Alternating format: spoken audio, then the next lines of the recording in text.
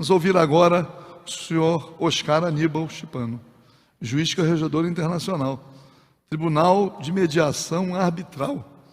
Senadores, nós estamos vendo hoje nos jornais, né, que um presidente de um país africano está sendo aí, pelo Tribunal Penal Internacional, na prisão.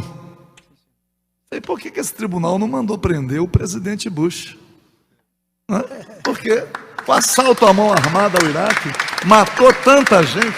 Pelo Tribunal Internacional me veio na cabeça a notícia que está aí, né, do Tribunal Penal Internacional.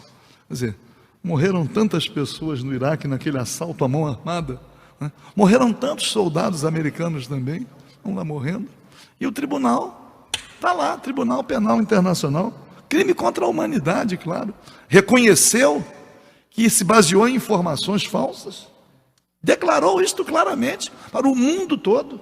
A CIA mentiu, mas como? Não sabia? Não vai ser responsabilizado? Mas o nosso doutor Oscar Aníbal Chipano é de outro tribunal, é um tribunal da conciliação, mas está com a palavra. Bom, ilustres senhores e senhoras, eu estou aqui na minha categoria, fazendo a palavra primeiro para parabenizar a coragem que todos vocês têm. Começou com um homem e esse homem pagou um alto preço por todos nós e nos deu a graça de estarmos aqui.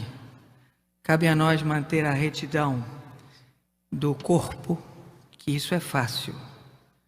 Agora, a retidão do pensamento é que é difícil. Davi conseguia porque ele olhava assim, dizia: Betsabá, bonita, oh Deus, tira-me esse pensamento.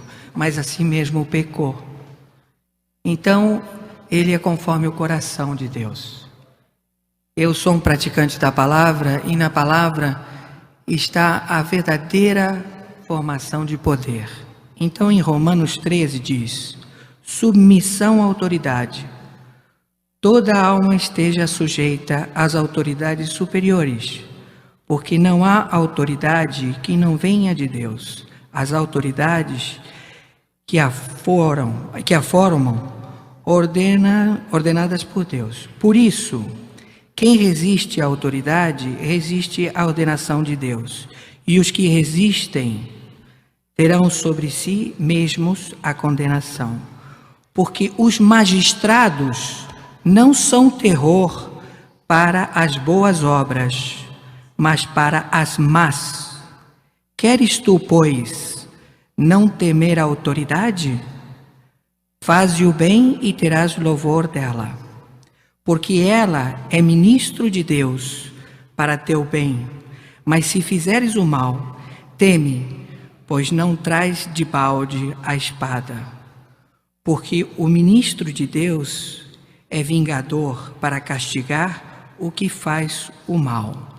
Portanto, é necessário que lhe estejais sujeitos, não somente pelo castigo, mas também pela consciência. Por essa razão também pagais tributos, porque são ministros de Deus, atendendo sempre a isto mesmo. Portanto, dai a cada um o que deveis. A quem tributo, tributo. A quem imposto, imposto. A quem temor, temor. A quem honra, honra. Então aqui tem: quando um cristão deve desobedecer ao governo civil? Temos em Romanos 13.7, Atos 5.27 a 29. Quando o governo civil nega ao povo a liberdade de adorar e obedecer a Deus livremente, ele perde seu direito de autoridade divina. Assim, o cristão deve se sentir livre e justificado para desobedecer. Thomas Jefferson acreditava que quando o governo começa a ser tirano, o cidadão tem o direito e até mesmo o dever de se rebelar contra o seu governo. O cristão, porém, é chamado para colaborar com o governo o máximo possível. Jesus não convocou uma revolução contra Roma, apesar dela ser uma subjugadora e opressora de Israel. Por outro lado, os apóstolos se recusavam a obedecer à sua ordem de não pregar e ensinar o nome de Jesus. Somente que o governo civil proíbe a prática de coisas que Deus nos ordena fazer, ou nos diz para fazer coisas que são contrárias a que Deus nos mandou. Então, nós estamos com toda a razão para desobedecer a esse governo, a este governo. Obediência cega ao governo não é correto, mesmo que possa ser difícil e custoso. Nós todos devemos nos reservar o direito de dizer não às coisas que nós consideramos opressivas e imorais. Eu, como juiz arbitral internacional, que careço de isonomia, ou seja, eu posso agir em todas as áreas, não sou pago pelo governo brasileiro, só quando contratado. Então, eu tive uma ONG que veio ao meu encontro solicitar do porquê da Receita Federal não entregava 89 mil peças, kits de 12 camisetas, 12 meias e 12 calções para serem distribuídos pelas 1.800 ou mais comunidades carentes que existe só no Rio de Janeiro. Então, procurei um valente, ele está aqui do meu lado, Rossino. E eu também, temente a Deus, não faço nada, Jesus faz tudo. Então eu botei a mão no bolso e falei, bom, eu compro essa briga. Essas peças são de comunidade carente. Essas peças têm que chegar para eles. Então fui auditor da Receita Federal e lá ele falou, por favor, o senhor pode se identificar? Eu me identifiquei e fui parar na Polícia Federal. Só fui solto quando o ministro de Justiça interveio.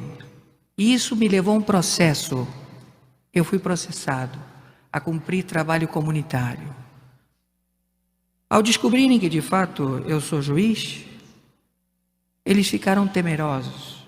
E também outras lides que eu tenho discutido em defender despejos sem ordem judicial, sem oficial de justiça, a mando de pseudos travestidos deputados federais, traidores à pátria. Porque aquele que rouba o povo, rouba o pão do povo. Então, hoje temos a graça de termos um presidente que é povo, que ele foi oposição do governo, sabe tudo de oposição. Então, ele sabe como negociar. Então eu peço, em nome de Deus, invocando Jesus Cristo, presidente, antes que o Senhor deixe o seu governo e nos deixe saudades, eu lhe peço que o Senhor abrace a situação do povo carente.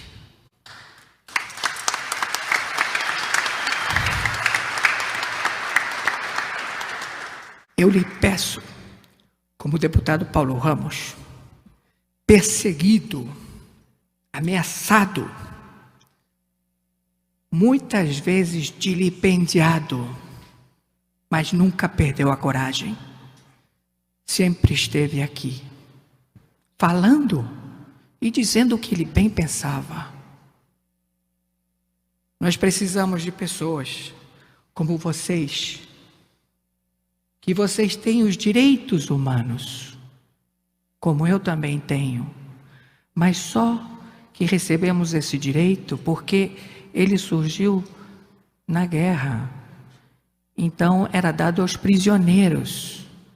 Então nós só temos esse direito quando botamos as nossas digitais na VEP. E ali é que temos o direito, que também escasseia. É muito trabalho, senhores.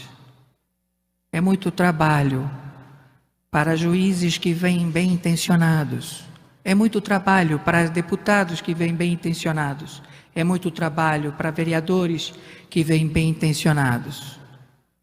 Mas o verdadeiro poder está em cada um de nós.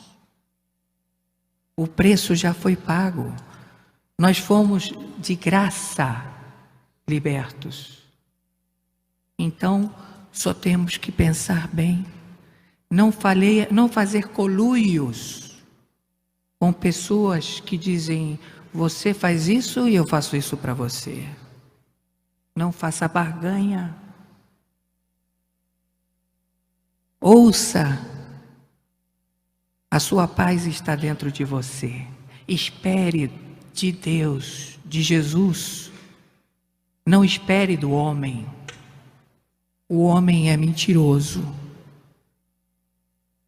Então eu quero dizer para o meu querido Rossini de Castro Diniz, presidente da FAFERJ, e para o meu deputado Paulo Ramos, e convoco o governador, e convoco o senhor prefeito, que me ajudem a que esta mercadoria que se encontra no porto do Rio de Janeiro, que eu não sei que finalidade vai ter, como também doações de litros de azeite, como também bicicletas, de brasileiros que foram lá fora e que triunfaram, e que estão mandando para cá para dar doações às comunidades carentes, e que não é liberado.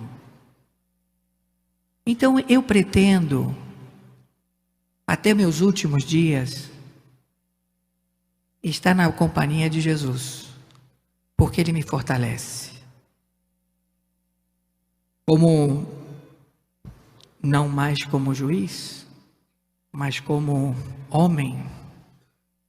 Admiro a coragem dessas mulheres, que elas são mostradas na televisão por terem furtado uma lata de leite e são colocadas para serem vilipendiadas como marginais, porque elas têm fome, mas elas não pensam nela, elas pensam em seus filhos.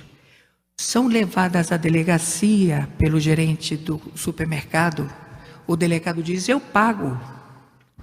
Mas o gerente diz: ela tem que servir de exemplo. Ela permanece 3 dias presa, não tem dinheiro para comer, muito menos para um advogado. Então ela é levada para a VEP e lá ela espera atendimento da Defensoria Pública para ser apresentada ao juiz. Passa 1 ano, ela fica devendo na cantina, a sua família tem que pagar e vem o conluio. Então vocês que estão nessas comunidades, ninguém aqui é perfeito, todos nós pecamos por presunções. Pecamos que somos sábios, pecamos pelo ego, pecamos a cada minuto, a cada segundo. Mas vocês saibam que as necessidades que vocês têm aí, nós temos aqui. Vocês saibam que a luta que vocês têm aí, nós temos aqui. E é difícil, muito difícil.